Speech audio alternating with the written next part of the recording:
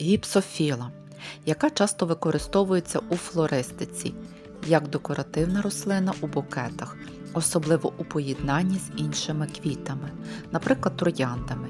Її дрібні повітряні квітки створюють ефект хмаринки і додають об'єму букетам. В умовах України гіпсофіла чудово росте, як у відкритому ґрунті, так і у контейнерах. Усе залежить від обраного виду і регіону. Понад 100 видів гіпсофіли у садівництві використовують найчастіше два види. Це гіпсофіла волотиста, це перша, а друга гіпсофіла повзуча.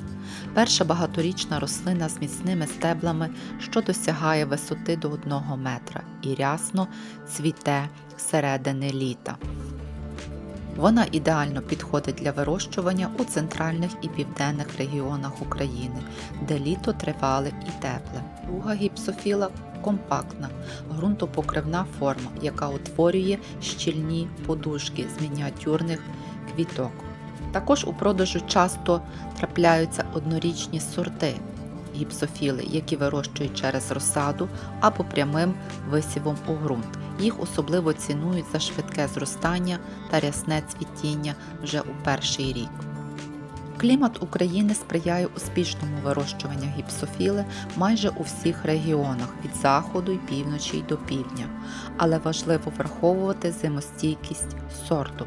Багаторічні форми потребують гарного дренажу та легкого укриття у зимовий період, особливо у північних і західних областях. У південних областях вона полюбляє відкриті сонячні ділянки з легким нейтральним ґрунтом, що особливо характерно для степової та лісостепової зони. Правильна посадка гіпсофіли – це запорука успішного розвитку її. Рослина світлолюбива, має глибоку кореневу систему і дуже погано переносить пересадку, тому важливо одразу визначити постійне місце на ділянці.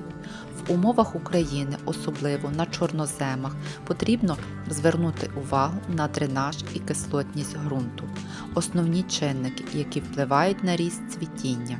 Висаджувати можна як навесні, так і восени, залежить все від виду.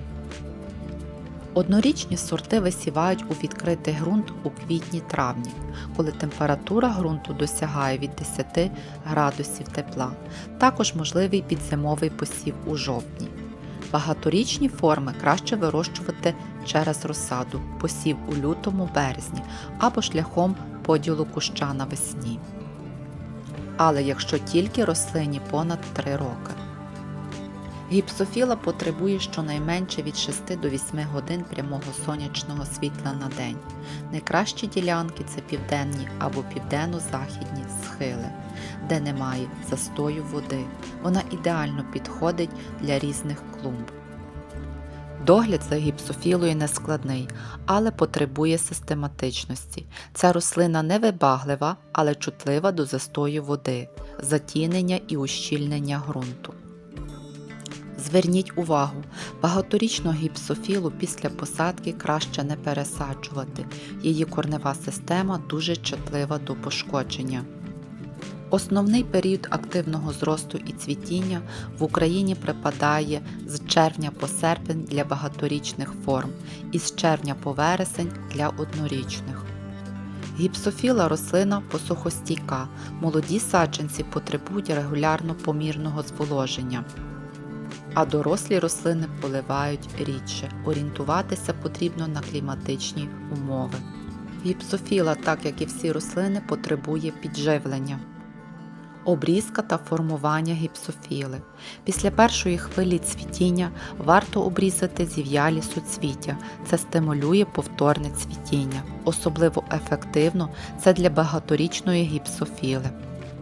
Також доцільно проводити легке формування куща. Восени надземну частину обрізають майже під корінь, залишаючи 3 см стебел. Зрізані гілочки гіпсофіли у букеті можуть стояти до 2 тижнів. Гіпсофіла – це не просто декоративна культура на один сезон. За правильного догляду багаторічні види можуть рости на одному місці багато років, майже не вимагаючи пересадок. Щоб досягти такого результату, особливо у кліматичних умовах України, потрібно грамотно організувати зимівлю рослини. Один із головних факторів уникнення перезволоження восени. Надмірна волога часто стає причиною гнилі коренів, особливо якщо випадає багато дощів або настають відлиги.